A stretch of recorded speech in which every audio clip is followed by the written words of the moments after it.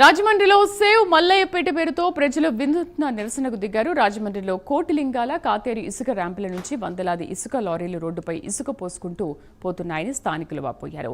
అయితే కొన్ని ఇసుక లారీలు అధిక లోడ్ వేసుకోవడం, ఇసుకపై బరకాలు కట్టకపోవడంతో రోడ్డుపై భారీగా ఇసుక పడుతోందన్నారు. ఇదే ప్రధాన మార్గం కావడంతో అధిక మొత్తంలో వాహనాలు రాకపోకలు చేస్తున్నారు. ఇసుక దుమారంతో ప్రజలకు, వాహనదారులకు తీవ్ర అసౌకర్యం కలుగుతోంది.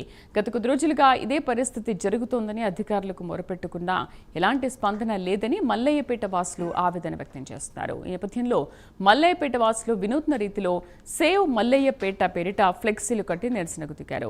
ఇసుక దుమారంపై ప్రైమ్ 9 కూడా కథనాలను ప్రసారం చేస్తోంది. మరి అధికారులు ఎలా స్పందిస్తారో చూడాలి.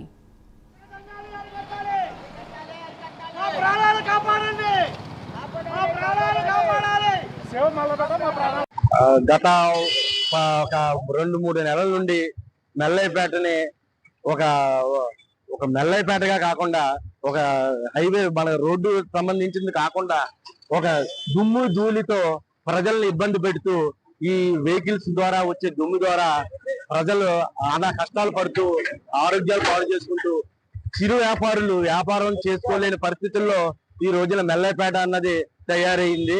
గతంలో మల్లయ్యపేట అంటే ఎక్కడో ఉందనుకునేవారు. ఇప్పుడు నడిఒడ్డుకి తయారైన ఈ రాజమండ్రి నడిఒడ్డులో ఉన్నట్టుగా ఈ మల్లయ్యపేట ఉంది.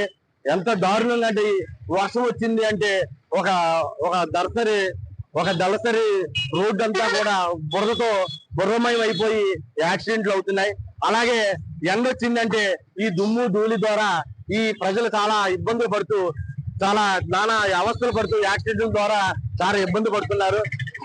అధికారులు దీని మీద స్పందించి ఇమ్మీడియట్లీ యాక్షన్ తీసుకుని మమ్మల్ని కాపాడుకుని నాయన కరోనాన్ని జయించావు నాయన, ఈ దుమ్ములోంచి జయించలేకపోతున్నాము.